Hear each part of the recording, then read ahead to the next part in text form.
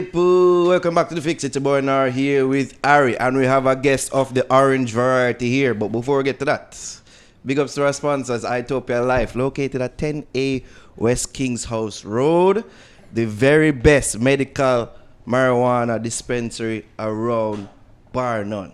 This video is also brought to you by Lothian's Boutique. You can follow them on Instagram at Lothian's Boutique. You can check them out in Portmore at 23 West Tradeway. And guys, you can use my code Ariane10, that's ARIANNE 10, to get 10% off your next bundle purchase. That's Ariane10, ARIANNE 10, to get 10% off your next bundle purchase. All right, as I said, we have a guest of the orange political variety in the building.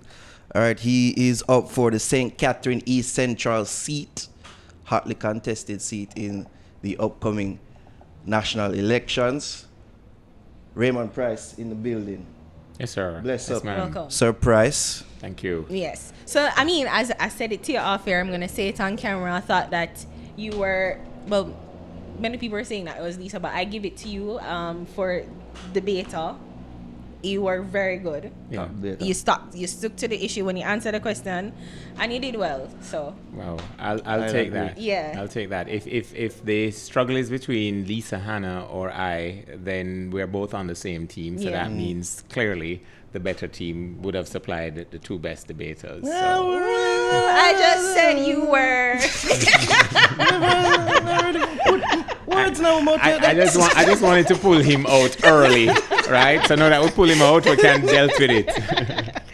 No, but I just want to say, because you weren't scheduled to debate, and for you to come like just off the bench pretty much, reserve, and to come and I wasn't even in the stadium. Seriously? I wasn't even in the stadium.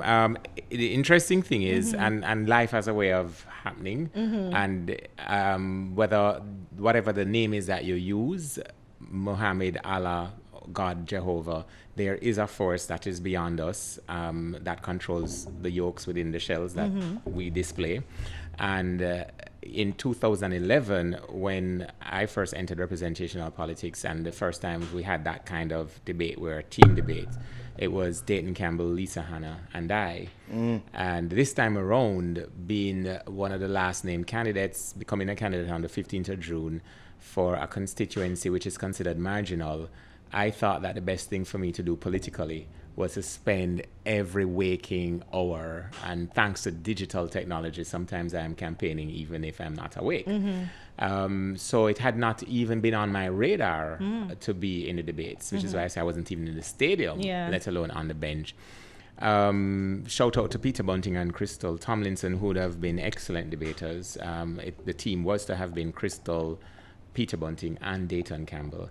And my only contribution to the debate was to have been watching it from wherever I was and helping my team via social media. Monday afternoon, everybody get COVID. While on a walk, I went into the vehicle to get something out and saw my phone had been ringing, and it was Lisa. And she says, "Where are you?" Because, you know, the dream team is back together again. So I was like, "I am on Walker's Avenue. I don't know what you're talking about." So she said, "Oh, you have not yet heard." And then she called Colin, who is a head coach for the team, and the rest happened. I mean, at 7 o'clock, there was a Zoom prep meeting, and then the following day was a debate. I found it surprising that you weren't an original debater planned for the whole thing. I found that surprising. Well, a lot of people did. So I hear, but then the thing to do when you're in the kind of campaign as is happening in East Central St. Catherine is to be present with the people. I mean, I let me say, it's because of your brand and the series why I even peeled myself away. I literally left from a walk in the Gregory Park division to get here, and appreciate that. With traffic, I might not make it back before curfew. But then let me tell everybody, go to my social media pages, #curfew campaign, because they ain't stopping this train. So wait, so what, you want the curfew to lift up or extend? What's you know, the thing about the curfew, imagine, how do I put this? It's like trying to put on your seatbelt after the car has hit the wall and you are flung through the windscreen. So Jamaica is an island, right? And COVID and Corona was spreading from China all the way through. It was inevitable that it would have gotten here with people not prepared. So, for example, there is a math to virology, to the spread of viruses. When the thing was blowing up in Italy, the government decided to put a travel restriction on Italians. Thought to myself, so London has not put a travel restriction on Italians, so Italians can go to London. The US, Italians can get to the US. People can come from London to Kingston or Montego Bay, and people can come from the US to Kingston or Montego Bay.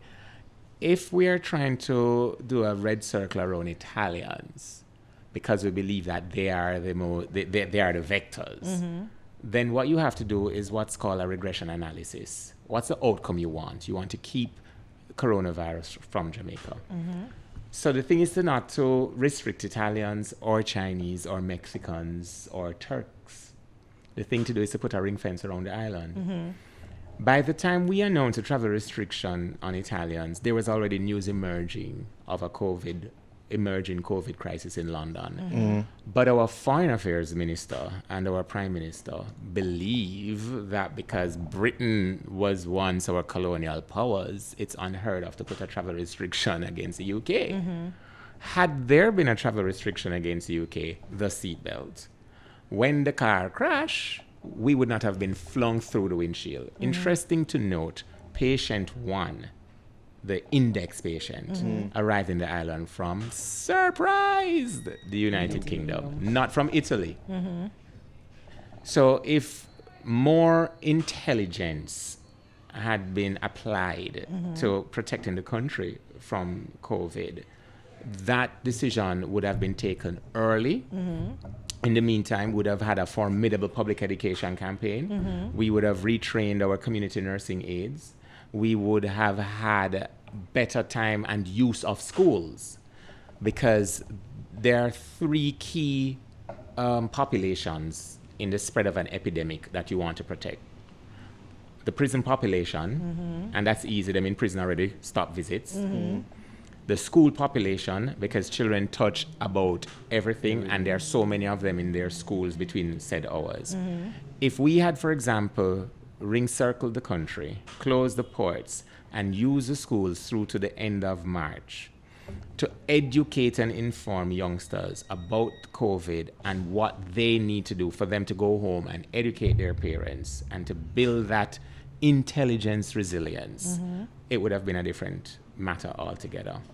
And then the third thing that was missed was how to use digital technology to apply the information to people's phones before you started the no panic, which always causes panic. So the administration dropped the ball there. And then what happened now? There was an incident at Holy Childhood where an argument or rumor started that a girl was at her funeral where the index patient was, and the Holy Child just said, take home on the picnic. And then, of course, St. George's College, that's my alma mater, did the same thing. And the school system actually closed itself down before the government says, we're closing school. The hotel sector closed itself down before the government says, we're closing down the hotel sector. To this day, the ports were never closed ahead of the spread, right? And then they started to avoid using certain phrases. As somebody who studied in the Department of Life Sciences at the University of the West Indies, I understand how epidemics and viruses, how viruses cause epidemic, put it that way. And it's so funny because when I was in Parliament between 2012 and 2016, and the disaster mitigation bill was tabled, I got up and I said, the world has already seen, at the time it was Ebola. Ebola had made it into Europe and into the United States, which was the first time. So I said to myself, chikungunya made it from East Africa to Jamaica. Climate is changing. So vectors are able to survive in conditions over a wider band of the earth because of the new climate. We did have a terrible bout of chickpea as a nation family. And then Zika came. So I said, it is time for us to use the legislative tools to protect the island. Disaster mitigation is not just about a hurricane or a storm or weather conditions. It's also about medical emergencies. I used Ebola as an example. I used Zika and chickpea as an example. And the parliament was like, that sounds good, but no, we're good. Hurricane, mandatory evacuations if storm surges are like... Sound like that, Ari. I don't know. I wasn't imitating somebody in particular. I don't know your style. I was being universal in use of another voice, right? Yeah. So it just did not hit the leadership of the parliament of the day that this is what's coming. And I tell people all the time, politics is a tool to provide for society ahead of the urgency what society needs, even if we don't know we need it. So I give a good example. In the 1972 to 76 parliament, Michael Manley, then Prime Minister, determined correctly that too many Jamaicans lived in informal settlements and structures that were unsafe, and conceived of a way for the widest cross-section of Jamaicans to become homeowners. It then became the National Housing Trust. None of us were born when the National Housing Trust was established. Michael Manley died in 1997. Today, there are people who were born in 1997 who own homes through the NHT that Michael Manley never met. So politics is the tool to develop people you don't know or may never meet. Politics is not a tool to develop the politician. The politician is a catalyst if he is good or if she is good. Anything other than being a catalyst means that you're not a good politician. So when I tabled, for example, the bill for the decriminalization of ganja for personal, medicinal, recreational, and religious uses. I remember that evening when I stepped out of the parliament and I got into the vehicle, the person that was assigned to me as my CPO, every time Stewie starts the sentence like, well, I would be like, Jesus Christ, what's happening now? And him say, before you turn on the radio, I think you should know that the bill you just tabled, they've been talking about it. And they don't really think what you did made sense. There was one journalist who says, it's all well and good to talk about young people in parliament, but when they're going to go into parliament with this kind of walklessness, then it makes no sense for young people to be in parliament. So I was like, whoa, that's heavy, but yeah. Because I grew up around cannabis. I don't smoke anything at all.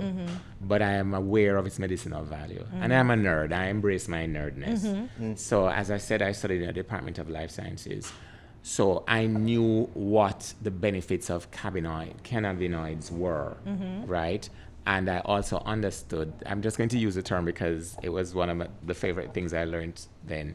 It's called receptor-mediated endocytosis. And that simply means that everything is a lock and the right key will open it. So based on the shape of our cells, the shape of the cannabis molecule, the active ingredients, fit like the perfect key in the lock of pain centers. And the palliative benefit of cannabis far outweighs the benefits of opioids. So for example, you hear the United States and Europe complain, oh, we have an opioid epidemic. Ding, we could have seen that coming. And at any rate, cannabis was only made illegal in Jamaica because the British were behind pushing opium and opioids. So they figure, no, Rasta have this liberty and them better than we kill that. And the stupid government of Jamaica, over decades, green variety, followed by orange, followed by green, followed by orange. And when I stood up in Parliament and tabled that motion, my very good friends on my side, or the people who oppose it included friends on my side. And the people who supported it included not so much friends on the other side. But it just goes to show that the whole thing of the decriminalization of ganja was one of those things that if it was not handled properly, and if the bravery and courage that I don't naturally possess was not gifted to me to pursue it, because there was a cabinet minister of the day that says, please, I beg you, go back and just say you withdraw it. That now go nowhere. Definitely. I'm trying to figure too. No, not necessarily. Then there was a change of voice there. And then, voice sound too specific. I'm not going to do it anymore. But look at where we are today. Yeah, I was about to say, like, building. should we thank you for Itopia being in existence? Yeah, and there have been thousands of Itopias going back for centuries. My granny yard in a cricket was a Itopia because guess what? She know say, this are your complaint, that me I go do. Ganja tea. I mean, because everybody have ganja tea. Yeah, ganja them, yeah. With goat milk. Yeah. Right. I can just feel the mellowness. But like what we used to call fits in the country, epilepsy. Yeah. For the more informed and intelligent people that speak English better than me. I remember one day seeing an adult fall to the ground in the throes of an epileptic fit. They took off the shoes and put their thing. By the way, the benefit of that is that they're breathing in carbon monoxide, so it's making them fall asleep. Oh. So that's what relaxes it. Oh, okay. But I remember seeing my grandmother throw up a couple ganja leaf and forced it under the tongue of somebody in the middle of an epileptic fit. And I'm like, within moments, and now what it named something hope. Jamaicans are now buying a ganja product from overseas for the treatment of epileptic fits, which we don't have it as part of our native information. Yeah. So I pursued the decriminalization of ganja, not because I'm a weedie or a weed head or because I smoke. But I also thought that it was fundamentally wrong, criminally wrong, for the state to give a teenager, usually a male from the country, a criminal record because they were found with a spliff at 14 or 15. And at 50, though them not in jail for it, them in free jail, which means can't get students loan, can't get a job in the military or the constabulary, can't get a job as a security guard, a customs officer. You just could not move forward. Because you have it on your record. As a criminal record. So the beauty about when it was decriminalized is that a decision was taken by the Portia Simsimila administration. And that decision was all people with a criminal record for the simple possession of cannabis, those records would be expunged. The slate would have been cleaned. And that brought back thousands of Jamaicans within the mainframe of society because they were no longer being criminalized for a natural mystic that as Jamaicans we know is there to help us. Well, I guess because you're pretty much just telling us all the things that you've been doing or what you once did when you were in Parliament. So, I mean, going forward, Nari, you have something to say? Yeah, I'm just here listening and hearing what he's saying and even how he break down how things go in Parliament and how he try introduce certain ideas and how people on his side don't really take on to it, but people on the other side kind of take on to it. So it's like it does bring back to one tweet from this where there a person asks if only could have picked who want from PNP and JLP and just turn them in a fully functioning cabinet. What do you think about that idea?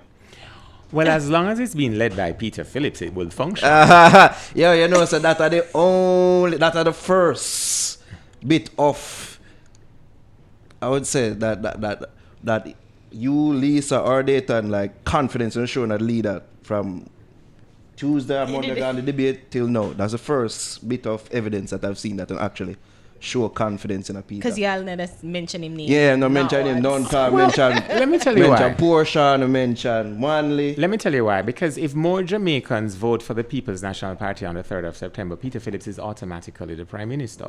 So it's like mentioning Thursday, August 27th, every time I answer a question. Today is Thursday, August 27th. That's a fact. Yesterday was Wednesday. Tomorrow is Friday. So I was on an interview the other day, and a particular radio host had to say to somebody, if you call my name again, you have to pay me $1,000 every time you call my name. Because when people need to keep calling somebody's name, it's either a reaffirmation that, okay, I don't really believe in the person, but let me call his name so he thinks I believe in him. Like the people behind Trump, the Trumpanzees. So that's a new one, Trumpanzees. Oh, that's new. No? I know Trumpians, but there you go. Trumpanzees. So I hear that remark, but let me tell you, Peter Phillips happens to be the most qualified of all of his parliamentary colleagues. And it is falling again to the Jamaican people, a situation where the Jamaican family is deteriorating behind our doors, whether we like to admit it or not. And on every previous occasion something like this has happened, it has come to be the lot of the People's National Party to take the country forward.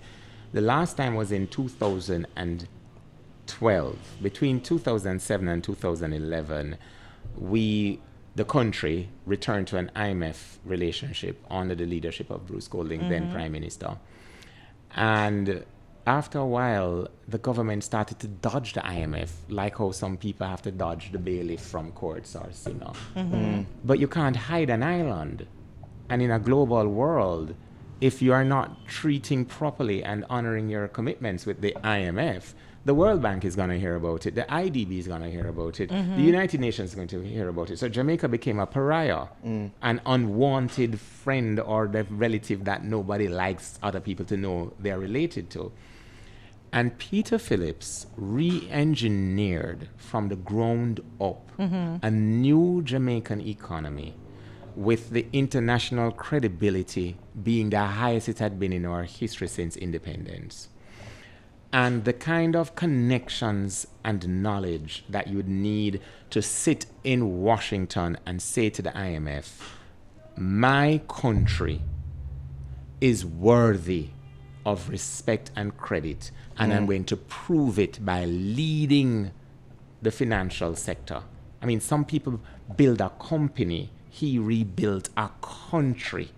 Some accountants are trying to balance their credit card accounts for their clients. He balanced the national account and did it in record time. And for people who don't understand why the debt to GDP ratio is so important to bring it down, I'll use the example of a cell phone. If you have a whole heap of things on your phone and your memory low, the phone will go slow. But once you bring that back down to a manageable thing, your phone can move at light speed, right? And that's what Peter Phillips did. Now, before COVID hit us in March of 2020, this administration said, oh, we'll let the economy grow by 5% in 4 years. 55 months later, they're promising the same thing. Oh, they're promising the same thing. Is it the same thing? Yeah. No, because I think, because of COVID, as you mentioned, Oh, no, we were doing bad before COVID. Them believe you me when I tell you, so them glad say COVID come. Because I can't say, oh, it's not us, it's COVID. But COVID is dealing with us the way it is doing, because no crashing at the wall and then try put on the seatbelt, right? Some people would point towards, as they bring up 55 years, they bring up 18 years. Now I bring up 55 months. 55 months. Yeah. Sorry, 55 months. Can you imagine 55 years under these people? I would laugh too. That must be a joke. So let me talk about the 18 years. Yes. The 18 years started in 1989 when I was at St. George's College. And Andrew Holness was at St. Catherine High. Today, Andrew Holness is Prime Minister.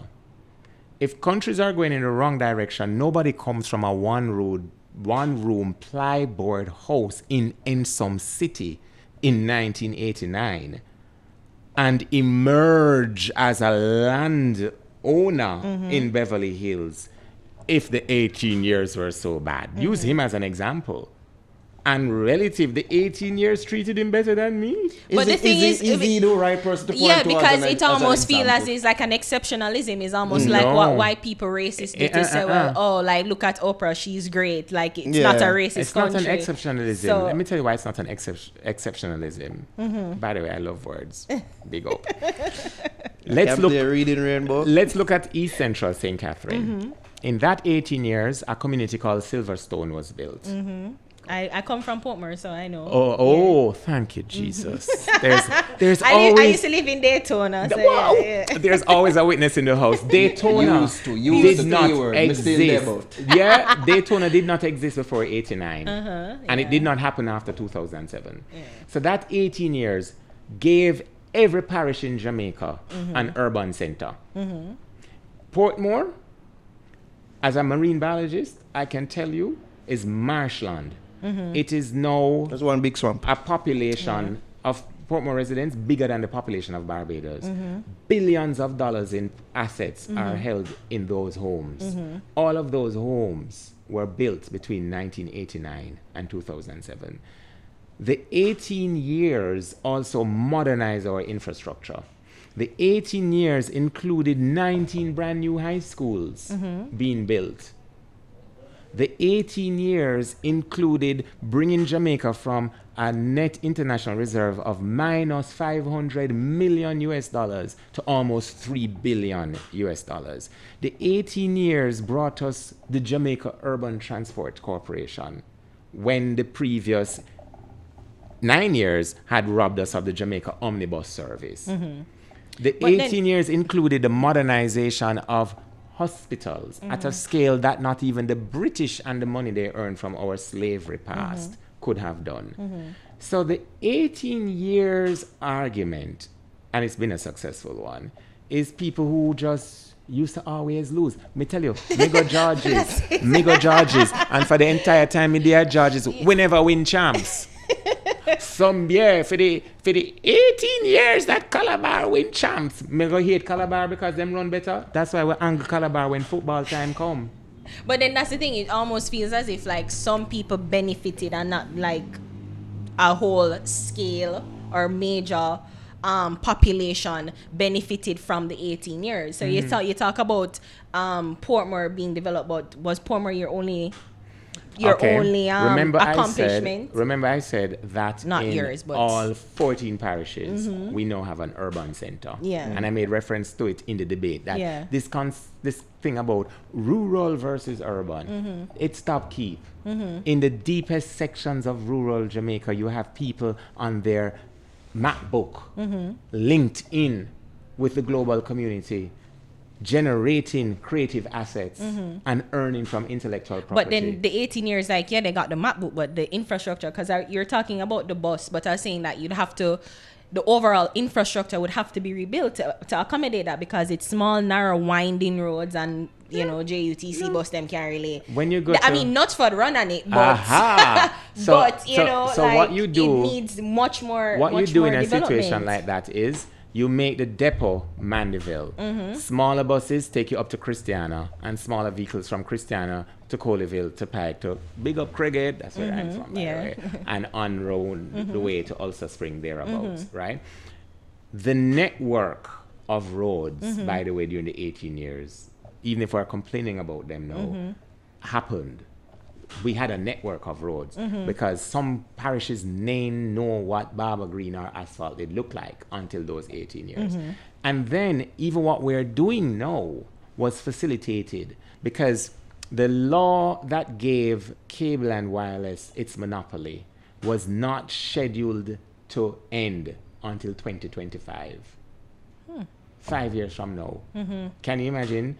You are probably too young to remember the lines at telephone booths. So the what? No. You remember that? I had to buy a phone card with cable and wireless. Jamaica, and it was a blue box out by Daytona. Yeah. And I punch it in and call my auntie, I call my grandmother Portland, I call my father England. I'm old enough. Yeah. And then we're not as young as you think. And then came the liberalization of the telecommunications sector within those 18 years. Again, the parliamentarian that tabled the bill to end the cable and wireless monopoly is one of those parliamentarians that Jamaicans love to dislike, not even knowing. Which is Philip Powell, Which is Philip Powell. Not even knowing that the things we find to be ubiquitous today. Yeah, commonplace now is not commonplace. It wasn't commonplace. Commonplace. I give you that. Like I say, big up Digicel. But Not really, but No, I was about to say, not really, Yeah, when they the brought head in- of their yeah. communications is going to refer to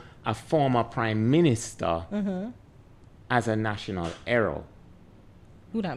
Portia? Elon Parkinson made reference to That man. Michael Manley as a Michael national Manley. hero. Ooh, Right? Okay. And That is between Digicel, that's when I let Uno go. That's between Uno. Because when a private sector company employs a partisan Well, a individual, PNP should be in arms, right? who's Up in arms. and maybe it's just me. Yeah. Because let me tell you something. I don't eat any sunshine snacks because they come from Trinidad. Me take my things that personal, right? So until Trinidad understands that the Treaty of Chagaramas means CARICOM, Jamaicans must CARICOM, be for those who respected, don't know. not even them peanut me then yam. Me that thorough. Yeah. So in my then, politics. I mean, well, that's going to be like what future plans, because it's the relationship has deteriorated long before Mr. Holness administration. It I guess it got worse You mean, over the years. oh no, it does. The Treaty of Chagaramas, and this is probably where I'm different from the rest of the People's National Party. Yeah. I'm all about regionalization, but it has to be regionalization with equalness and purpose. It can't be regionalization for Trinidad to feel like they can point their fingers down at Jamaicans. And by the way, y'all ain't nothing without our cultural industries in Jamaica. All right, Rihanna, yeah, that's why we claim you, because as a Bajan, you couldn't cut it. These are facts. Well, there you go. No, I think that the Treaty of Chagaramas, which is the DNA, that's the glue of the CARICOM yeah. Arrangements, needs to be totally redone. Totally redone. Our players would you be able to answer, but our leaders of the CARICOM states, are they willing to renegotiate? Oh, they don't have a choice. They don't? They don't have a choice. You know why? Because when the PNP wins the next election and we have a foreign affairs minister that understands complex matters and don't use complexity as an excuse for incompetence, then they will understand. But then that sounds like you're going to force, like that almost sounds like you're going to force them to comply. We can prove the benefit, Yeah. financial, cultural, administrative, and otherwise, that the other members of CARICOM get as a result of the sweat equity of the Jamaican population. And talk And about, it now needs to be a two-way street. you speak about that too, because you said in the debate that you wanted to do away with I guess our constitutional monarchy that we're under right now, and move away with the Queen, or move from the Queen as the head of state. But what would our government, or what would governance look like for Jamaica once we move away from that? Have you thought about that? So you're just going to go away with the Queen and what? So after I just said all of that about Trinidad, the one thing Trinidad has over us is that they already got rid of the British monarch as their head of state, as has Guyana, our African brothers in Nigeria and elsewhere. You can be a part of the Commonwealth, and there's nothing wealthy for us in that common space. But anyhow, you can be a part of the Commonwealth without having this 97? And I'm not personally disrespectful to Elizabeth Mountbatten, but Elizabeth Mountbatten is where she is without any receipts to show for the jewels that she wear, because they were really stolen, and a lot of it stolen from Africa. And the underdevelopment of Africa and the Caribbean enriched her ancestors and her. Bars. And she made she's original Skilly Bang. She can talk about, literally, she can talk about gold brick pon brick pon brick. Skilly Bang only sings about it. Yeah. But the thing with the monarch that annoys me the most is that she gave a speech once about slavery to say that the moment the then British government discovered that slavery was a human rights crime, it was abolished. The only thing I heard out of that is the moment they realized Africans were humans, then therefore we had human rights, and then therefore slavery was abolished. Look, if it was not for the Moors who are from Africa, Mom, as in ham, Yeah. not farm, mom, you would still be in a cave. Yeah. Let's just put it that way. They came before us. Yeah. You Right. got to read that book. And the real monarch, Selassie, was hounded out by the Italians and the tacit support of the British and the other conspirators. And the throne of Solomon and the intellectual wealth of Africa stolen and co-opted by these white people. Yeah. And I'm not racist, I'm just race positive. Let me make that very clear. That's a new term you can use. I was just about to say. I love all races. Yeah. But then the thing is to throw back Mrs. Johnson Smith question to you about like why not have a referendum, because we had a referendum to come out of the federation. Yeah, so 10 why not? 10 minus 1 equals 0. So yeah. why Big not? up Alexander Bustamante. You rock. You know? Yeah, because I mean, even the other day, I read that somebody said that we should not. He's a deportee still, but I'm going to A use Jamaican? He was born in Jamaica, but he went to UK and him come back out. But he said that Jamaica should not have gained independence. So I'm just saying, yeah, because that way he wouldn't have been deported. Yeah, no, he was just overall angry. Speak to Australia, because Australia existed because the British prisons were overcrowded. Fact. And the British said, we're going to have a prison colony. And they expelled all of their prisoners and landed them on Australia. And what did those former prisoners do? Rape and raid the Aborigines, who were black people. Right? But let's talk about Mrs. Johnson Smith. Yeah, so why not allow us to have a so referendum? On the one hand, she said, let's have a referendum so that everybody can participate. And then from the other side of her mouth, she said, oh, the PNP manifesto, everybody gets a chance to say what they want in the manifesto. So you cannot claim you want a referendum for wide consultation, and then the thing that has happened politically that has given the possibility for the widest base of participation, you then knock it. The truth of the matter is, the referendum card is a card of cowardice. Okay. Plain and straight. Left to the Jamaica Labour Party, we still would have been considering a referendum for independence. Because they never supported independence. They also, a simple thing like the National Stadium, they never supported you just it. mentioned that Alexander Bustamante say, he didn't say so it, but Alexander Bustamante did not want Jamaica to be a part of the West Indies Federation. So when we came out of the West Indies Federation, another West Indian, I can't believe I said West Indian Prime Minister, another Caribbean Prime Minister said, 1 from 10 leaves 0. And that proves the point about the importance of Jamaica. That because Jamaica pulled from the Federation, the Lesser Antilles were like, oh no, we can't do it without Jamaica. And that really is. So because I was saying that support, because many people don't even think that we should even have independence. So you're saying that you're just saying you'll make the vote or the choice for everyone? Let me tell you about the people who don't think we should have independence. It's like the people who say it don't make sense for me to go to university and get a degree because I might not get a job. But those of us who have gone to university or have experienced education understands the transformation within for being able to be informed and stimulated and to apply that knowledge to everyday solutions. And that's why I believe that it begins and ends with education. An educated person is, the more educated people we have in Jamaica, the better it is for our society.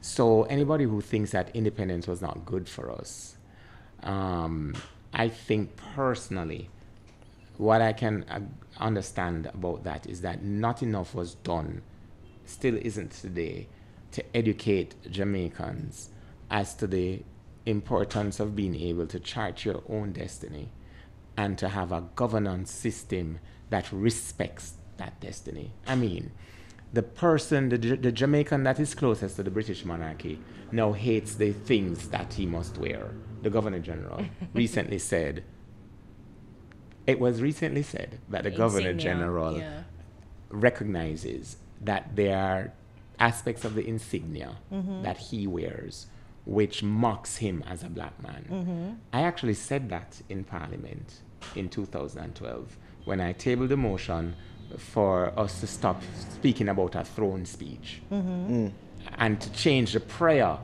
Our Parliament convenes with a prayer that includes a line where we're praying for the happiness of the Queen. Homegirl is happy. Believe you me, she happy. Her house wasn't flooding in Caymanas Garden Site A. Her roof was not leaking in Gulf. Her roof was not leaking in Mexico. If you talk to Elizabeth about Mexico, she's going to think it's a thing that connects South America to North America. She has no native or experiential knowledge of the plight of the Jamaican family. To her, it is just an extension of her realm. And I believe that 58 years on, intelligent minds such as you should not have to go to the traffic court to hear a policeman in red seam so humiliated. Whenever I hear them, I know they're humiliated because they will say like, order, order, God save the Queen. It's like, Jesus, it's 2020 and our Parliament convenes for the happiness of the Queen. And the only prayer prayed in our courts is that God save the Queen. At 97, he be saving her. What about God save Mama Bay that I met today in Gregory Park? Speaking of humiliating, let's go back to Peter Phillips. And you same bill all those things, but yet them don't seem to be able to run a competent communication unit. Because how is it that him never hear the original Dovey song? Just want to talk to you about that. Yeah, I haven't heard it either. Really? No. No, I lie. You hear the song. No. You hear the song, Raymond. You hear the I song. can tell you who my artists are. Wow. My current living, of course, Bob. But let's start Peter, as in Tosh. Jacob Miller. You didn't But let hear us this talk song? about the living ones. If it's not Cartel, if it's not Massacre, if it's not Alka, chances are I'm gonna miss it. So you You never hear heard that that song. original That Dovery song. Magnum song. No. Don't you think it's sort of criminal I don't believe that you. nobody never Don't hear the believe song you. and don't know Time what out, the song time out. stem Because from? I went to go to that. But when you say, is he competent enough to run his communications? I'll tell you, I am happy that he is focused on ensuring that every Jamaican household has solar generated power, that they can sell that power to JPS. So instead of getting a bill from JPS at the end of the month to pay JPS money, they get a check from JPS at the end of the month. Nice deflect. I will rather Nice deflect. my prime minister Nice deflect. know that than, for example, reference to the 60s real and brogad culture. And people who know me know that I consume a lot of music, but I consume music that reaches me in a way that I think music is to connect. So, for example, I mentioned Cartel. I might not know all of what is in Cartel's repertoire, and I don't expect I ever will, because he's just one of the most prolific and talented people this country has provided. Facts. No, there are things said about him that I can't disprove or prove, and it might not even matter to the consumption of his music. So I'm not disrespecting anybody's creativity, but if it's not in my space, maybe it's because I'm such a nerd, I'm not in the space to hear it. And one thing I know of our Jamaican entertainers, if talent is money, but if they could convert all of their talent to money, not one poor person would be in Jamaica. I'll be the only poverty-stricken person in Jamaica, because I can't bust a tune, I can't hold a note. I will sing my school song and the national anthem when other people are singing, and if you hear somebody off-key, I'm going to look at you or somebody else in the crowd, because I don't think one must know says me. So my thing about the leader not knowing that song or me not knowing it, to me, that's not the criminal offense that some have made it out to be. Fair and fine. Plain and straight. Fair and fine. But say you are now the leader of the People's National Party, and you have a dub representing you. You don't want to know the song? The dub stem from, you don't want to know the original song? Rihanna, don't listen to this, what I said about you being from Barbados. Because... Wouldn't you be on top of that, Sir Price? On top of Rihanna? Call me. Enough man dreams. What? Now, wouldn't you be on top of that, like knowing the original song that represents you, this whole dub thing that's going on, very popular? Wouldn't you know and have a hand? I'll speak truthfully, even with the East Central St. Catherine campaign, what my campaign team has said to me on so many occasions, you don't have anything to do. Like, have you been to PD 66? Have you been to PD 12? Because if you can be on the phone or be in this meeting for this long and talking to us about stuff that we got to do, that means you don't quite have nothing to do. I tell you, and I say this with all sincerity, to the people of Jamaica who are believing that absence of that specific information makes you a weak leader, look to the manifesto, because what I can tell you that Peter Phillips has supplied all of his attention to, as he did when he was Minister of Transport and Works, as he did when he was Minister of Health, as he did most recently when he was Minister of Finance and Planning. He applies entirely his energy, his heart and his soul in designing solutions for the widest cross-section of the Jamaican people. Did he miss knowing the words of the original song? Boy, boss, I couldn't help you neither, because I no. All right, let's talk about some of the things, because one new promise. Yeah, I want to say, speaking of the manifesto. Yeah, you know, recently, or just today's Thursday, I saw that you're saying that the PNP wants to credit $3,000 towards electricity. Yeah. How does the PNP plan to fund this plan? With respect to the credits system? Yes. Very simple. That's the major question right now. When we were last in office, we put what is called a fuel hedge.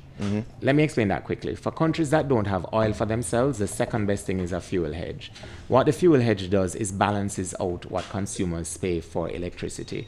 When oil prices go down, the surplus is available for capital expenditure or for securing families through what is called a social safety net path, etc. When the price for oil goes up, then you also have that surplus to help to balance out the edge. So consumers and companies can plan for a stable supply of energy at a regular price. So by doing that, you then get access to the additional funds. And finally, to give that as a credit to paying JPS customers, right? That changes relationship between the client or the customer and the power company. So it's not something that is going to quote unquote break the bank. What it will also do is free up money in the pockets of consumers that they can use to pay down credit card bills, buy more nutritious food, visit the herb house here. As I said, freeness. Some people say it encourages freeness and a sort of indiscipline. Let me talk to you about the freeness that it encourages. This entire private sector that we have today, all of its leaders should be a little bit kinder about freeness. You know why? The majority of them went to UA when it was absolutely free. Michael Manley did that because he took a decision. If this country is going to develop the way it ought to develop, we must have a native population of professionals. You talk about the COVID response, you know who I want to big up for that? All of the people, the UE trained doctors and nurses who benefited from the tutelage of the first set of doctors and nurses that went to UE for free.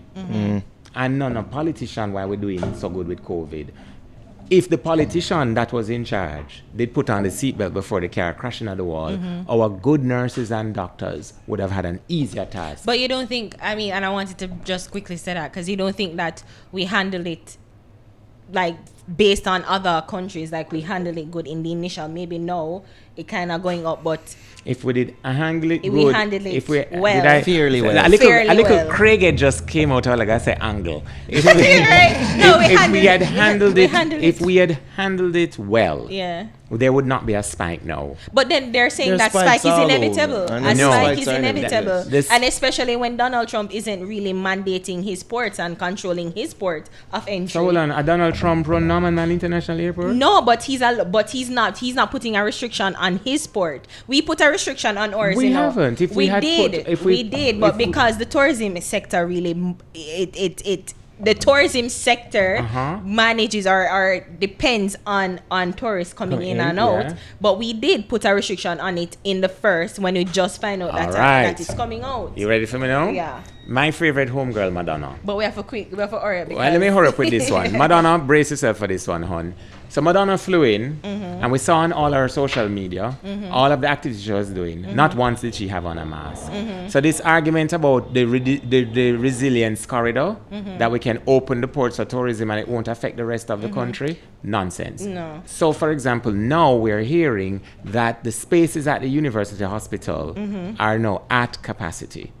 A decision was taken to open the society for 14 days, the entertainers, right? And then there's now a spike. That spike was not inevitable. That spike was preventable, right? Usain Bolt, I'm a bread of that. The whole of the country love Usain Bolt, me included. But when you look on his social media, how many people did you see with masks? No, at but his then that's what I'm birthday saying. party? Like it's so. I mean, even if it was your party in power, I don't think that we should.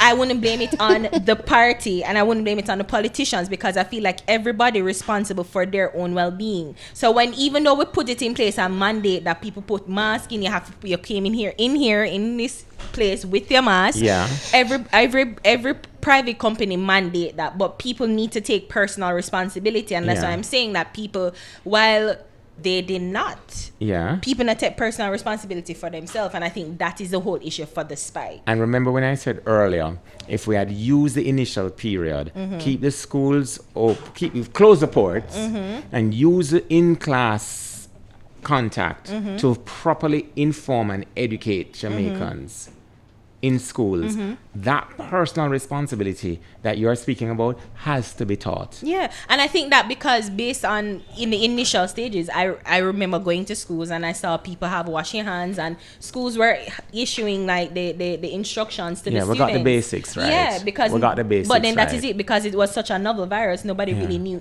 or understood how the virus. They knew the basic of how it transmitted and whatever, and wash your hands, but nobody really knew it. Actually, the thing about it how the virus works. The thing about it being called the novel corona. Fine, novel means new, and corona means circular or looking like a crown. We know that there was other strains of corona. But guess what, though? They see that thing called virus? Yeah. There is a school of science called virology. Every virus known to man follows the same basic approaches. It needs a host. It needs to feed, it needs to multiply. Once you find out the transmission, you get ahead of the transmission, you can kill the spread of that virus and prevent it from becoming an epidemic, right?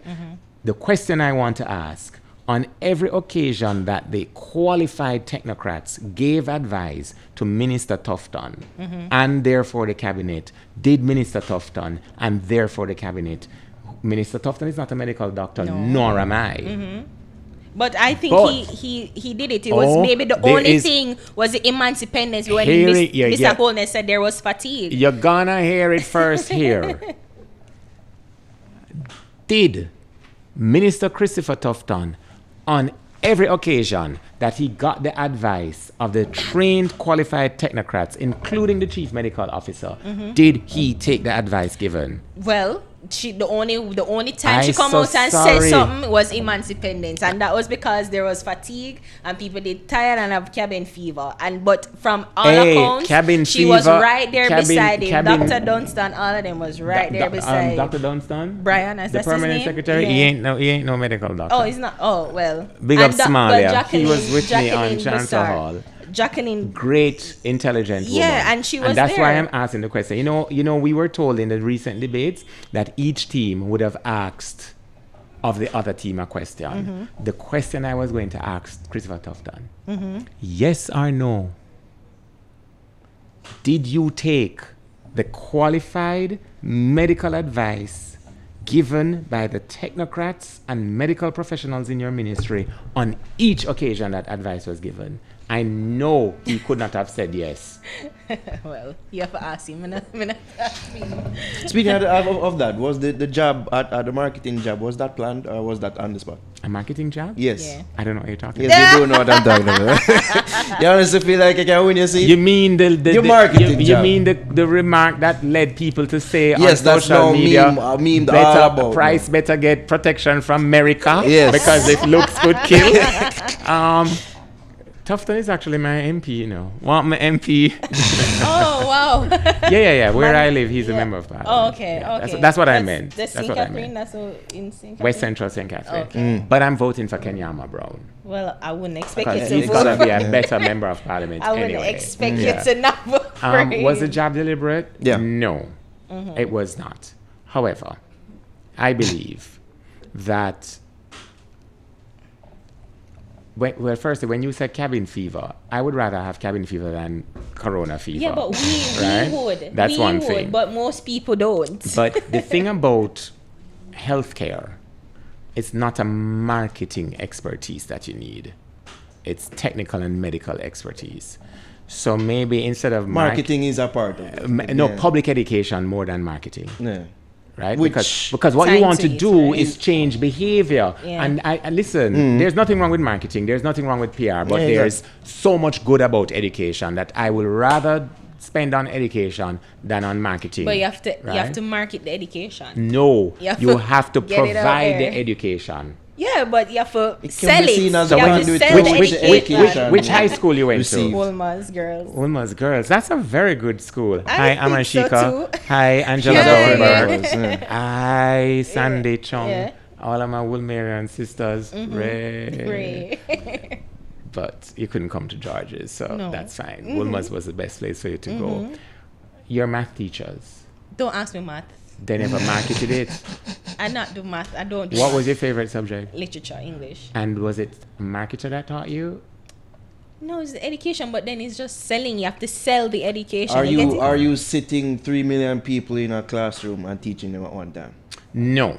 So that's what public education is about. There are always going to be elements for marketing, media relations, and public relations. But as it's now turning out, him could have marketed himself all he want. Dengue was mishandled, and COVID has mishandled. I was asking the last question. Do you think you actually can win your seat? Because some people feel that certain actions that you've taken recently is just posturing and just attention grabbing and things like that.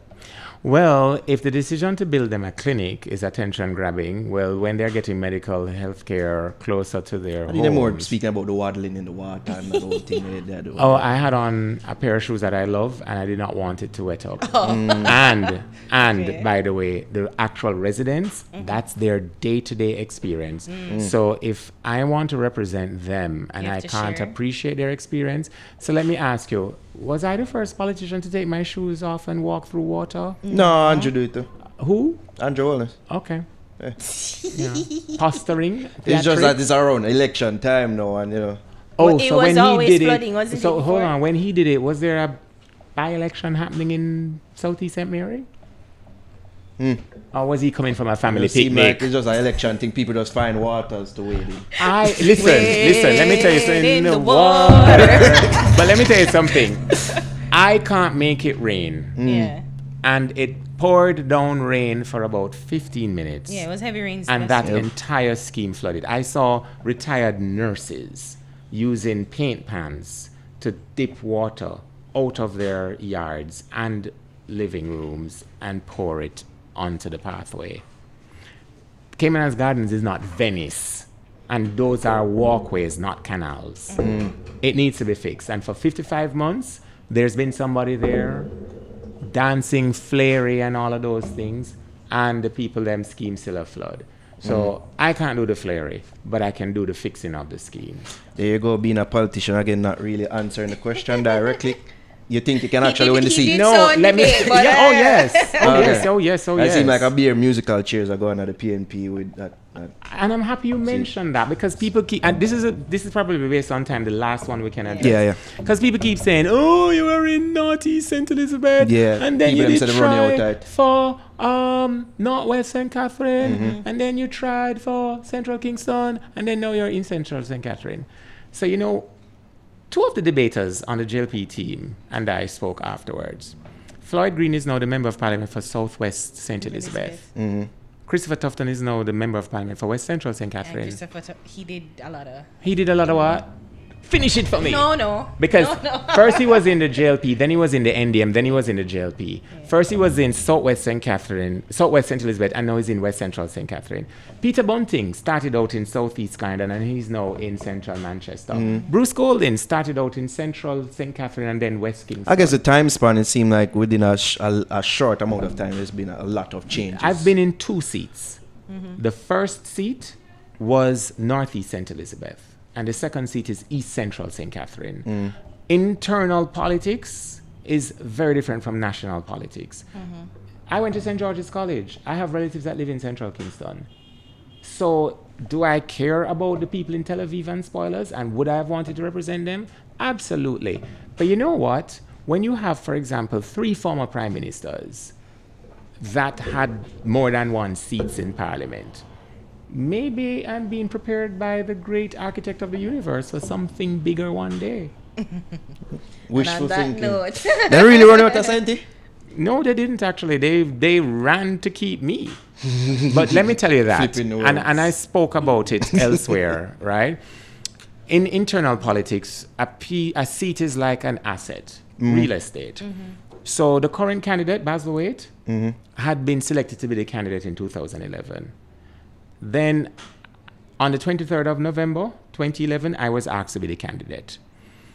Many people thought if he didn't get it, then probably somebody else from the area should have gotten it. I was asked to go by the party leader, Portia Simsimilla, supported by the officers, and I went. In the seat, you had Seaton Fisher, who became mayor of Black River, the council for Balaclava. You also have Kern Spencer, the former MP. Then you have the outgoing MP, Evan Redmond. I guess the truth of the matter is these other comrades decided that they were better at doing the job. So there was an internal selection process, and a decision was taken that don't even bother to contest the internal selection conference. We're going to name someone else. I'm a comrade. So I accepted the will of the leadership of the party. However, the clinic is still there that I built. The Braes River Primary School is still there that I expanded. The 16 pit latrines that I removed did not return. The upgrades to the roads, the water supply in Santa Cruz is still pouring water through the pipeline as a member of the Pipeline National Party. Right? Okay. Yo, that name they're sticking. And on that note, we should end. But guess what? Pipelines are good. Just ask the people of Texas. All right. So Raymond Pryce, give thanks for passing through. Yeah. You have social media where the people them can follow me here. So Vaz the ask you Twitter over there. Raymond, I'm Daryl. Anne-Marie knows where to find me. Oh. So if you really want to know how to link me, just speak to my AMV. Anne-Marie knows how to find me. Yeah, right? Yes, yeah. And so does Daryl. No, Raymond Pryce 1 on Twitter. Raymond Pryce JA on Instagram. My private profile or personal profile, it's not private, on Facebook is Raymond.Pryce. And the public one is Raymond Pryce PNP. Surprise! May I give you 35 seconds to get the people in my sales speech, try them for vote for PNP. Just like the debates. 35 seconds Yes. as to why I should vote for the PNP, because the Jamaican family is deteriorating from behind our walls. And on every occasion that the country has needed a safe pair of hands and a solid mind that is purposed only for the country's real development, that has been the People's National Party. That was the case in 72. That was the case in 89. That was the case in 2011. It's the case again in 2020. Can done it, yes sir. Give thanks, Sir Pryce. Yeah. Before into our show, the people them know say, we booked this on Tuesday, and then you get the news say, you're in the debate. So this wasn't no reactionary thing. It was planned before earlier. So make the people know. Thanks for coming. So what is our music to the fade? Way in the water. Hope we're not getting a copyright. Our legal spiritual.